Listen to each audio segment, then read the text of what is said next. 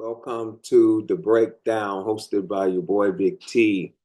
We have a very special guest with us today, Steve Nichol from the groundbreaking UK soul group Loose Ends. I know you might remember some of the hits, Hanging on a String, Slow Down, You Can't Stop the Rain. Steve is going to stop by today and we're going to have a conversation, and I want you to enjoy the interview.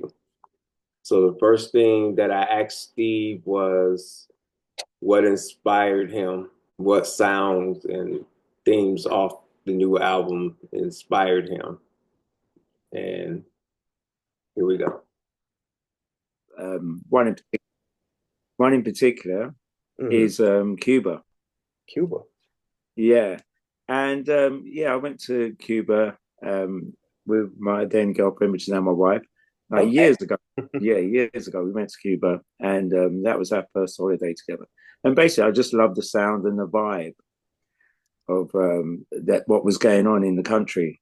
So I took a lot of inspiration from that because on two of the tracks you hear a lot of Spanish talking and stuff or Portuguese I going heard on in the that. background, I you heard know. that. And that was just to sort of set the tone, set the mood. Yeah. Okay. So, break down real quick, like the creative process for the project. What inspired you to get back in the studio, and what was that I've been moment that that you was like, okay, Well, you know what? I've been working on other people's things for a while as well. I've been okay, guesting on certain albums yes, and things like that. And I thought, well, maybe I could actually do something by myself now, okay, or for myself, not literally by myself, but for myself. And those were the four songs I came up with. I've got more in the can and stuff, but I chose those four to put out to test the water just to see if it was going to be accepted. okay, okay. Yeah. Another question I have is looking back on your time with Loose Ends, what lessons did you take away from being part of such a groundbreaking group? One major lesson is be patient. Be patient. Okay. Yeah, you always have to be patient because everybody's thinking in different ways and directions are different, and people have certain different types of ideas. So you're patient, and everyone was really patient. Not let alone Nick Martinelli, Okay. and he was probably the most patient person on the planet. Mhm. With everything that was going on because it was very, very new to us at the beginning. Going to Philadelphia and actually recording at Alpha Studios or Sigma in Oh, Philly. Yeah, so it was very, very new. You know, at that time. So patience is a big one. okay. Is there any memories from your time with Loose Ends? Like, um, could you share with everyone like that moment when you knew that you made it? When we had a phone call from Prince in What? car, we were driving through Manhattan. And Prince's team called up and said, "Oh, you knocked us off number one with Wow. Hanging on a String. So congratulations." That was quite strange. I heard a story once. I'm getting off track, but I'll get back on track. I heard a story once about Will I Am from Yeah. Black Eyed Peas. He was working with Michael, and he went over to Michael's house for breakfast, and Michael was fixing breakfast for the children and for Will I Am, and Will was telling him, okay, we got to get back in the studio because I was doing, I'm doing this and doing that. And then he mentioned Prince. He said Michael's whole demeanor changed. He's like, Yeah. Prince the meanie. He tried to run me and my mom off the road. That's Yeah. I've hilarious. heard that story as well. Yeah, I've heard that one. So it probably was true. It was true. I've heard a lot of stories. Yeah. Steve, what do you feel that your experiences in the London's music scene? How do you feel your experience shaped the music scene that's there today? Because obviously it's a little different. Yeah, well, I mean, when we were recording and stuff, the London scene was mainly set up by a few bands that were around at the time, like You Light the World, and pre Light the World was like High Tension and Central Line.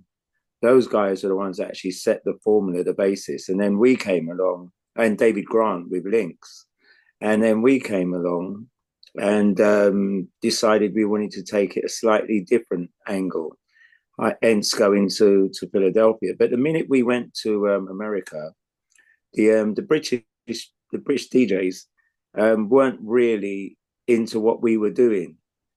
They thought we were like selling out and going to the States, but we were going there because we were invited over to go to record. So in terms of when we came back with the music, it was like they were thinking, oh, it sounds very American, doesn't sound British at all.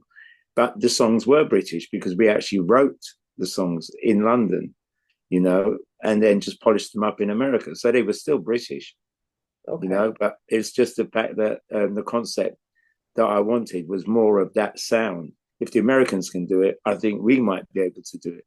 Okay. So on your new EP, do you Yeah. do you um was there like any moments when you were in the studio that uh, let me put it like this.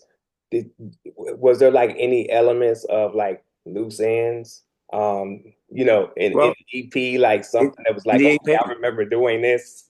yeah. Well, obviously, when I was writing it, because I wrote all the songs. I wrote all the tracks, the backing tracks, were at Oh, home, and I still had that feeling. I still have the feel, the loose ends feel, because it was my band. But then I sent them to George Anderson okay, in Amsterdam, okay, and he twisted it around a bit, but he kept the original sort of loose ends type of, or my sound, I would say. And then Debbie went over and did the vocals. So there was a lot of collaboration between myself and George, really, on that. And the personnel that we actually got on, there's not many people else playing on the actual EP. hmm, There's only Dimiopoulos, the Greek guy, who's a brilliant um, pianist.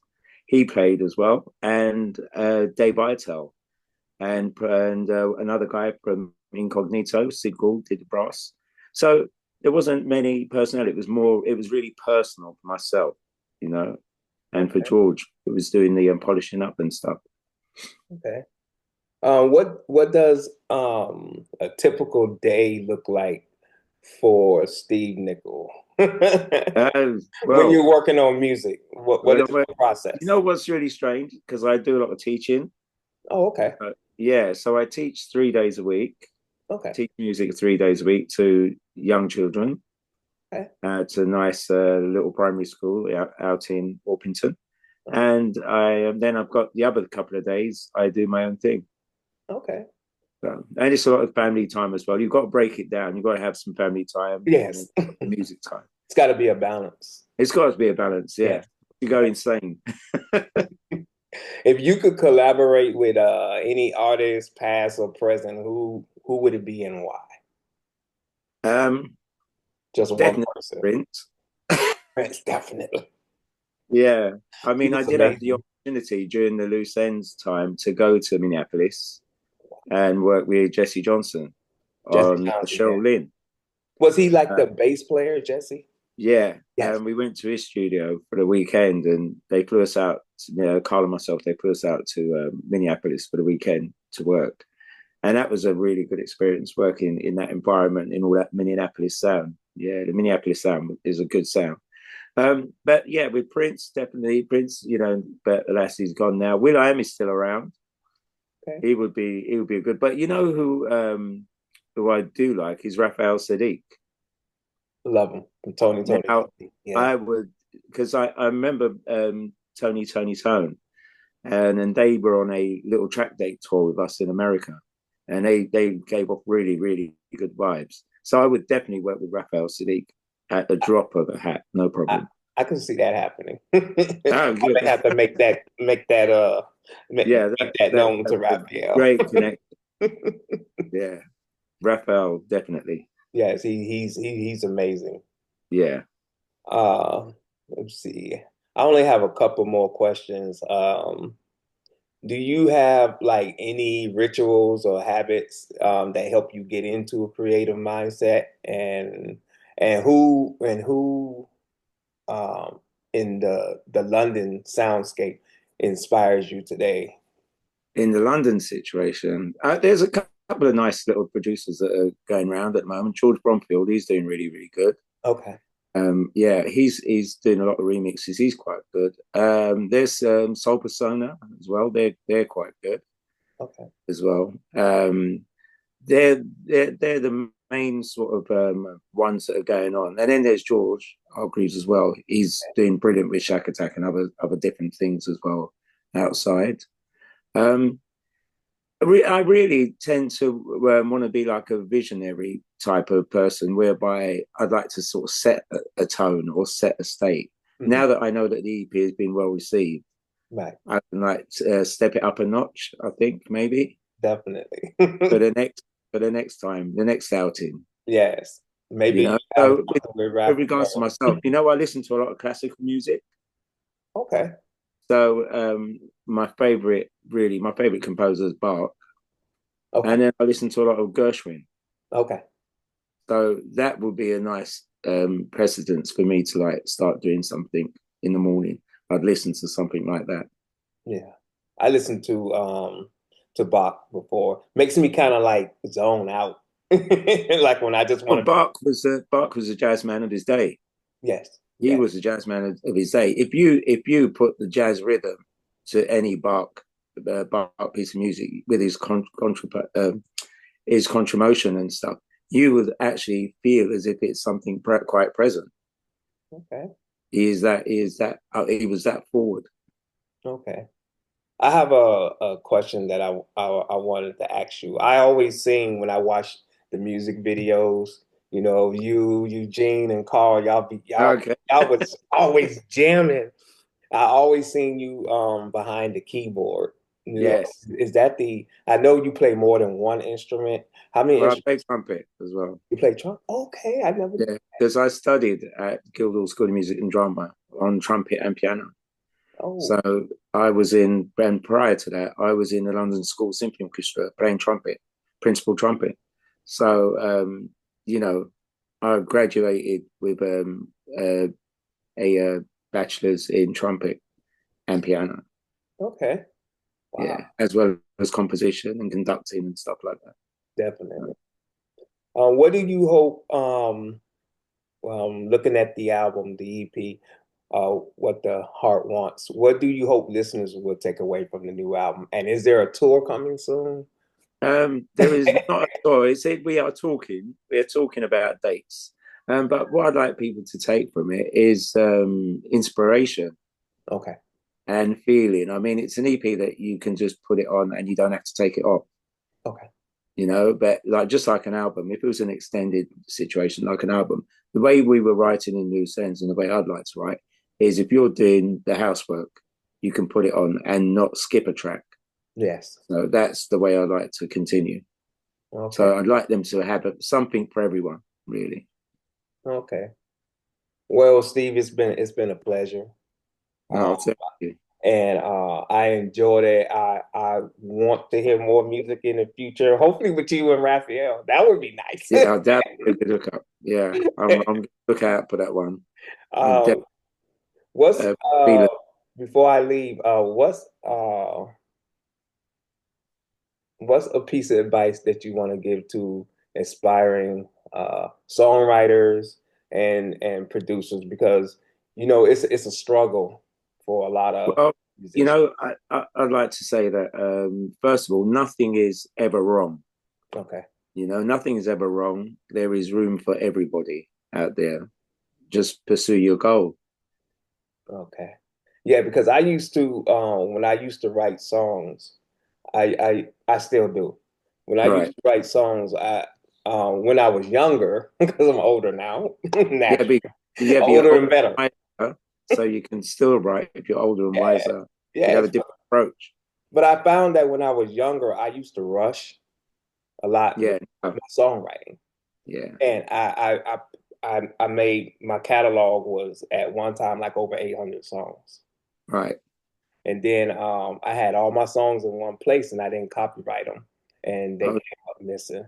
So that kind of like took the love of music out of me. Not completely out of me. I still had that love, but the desire to write, it, right, it started coming slower. And then I would sit down and I just couldn't, you know what they call it, writer's block? yeah. I think everybody gets writer's block. God, writer's block. Everybody gets writer's block. You wouldn't be normal if you didn't get If writer's you block. didn't get it. And Yeah, you try to think of words that rhyme and situations that us as human beings that we go through, and yeah, you try to put that on paper. And sometimes you just gotta let it happen organically. yeah. I'm a firm believer in the organic side of it. Yeah, Definitely. when it's ready, it's ready. Yes, definitely. Oh, one more personal question before I let you go.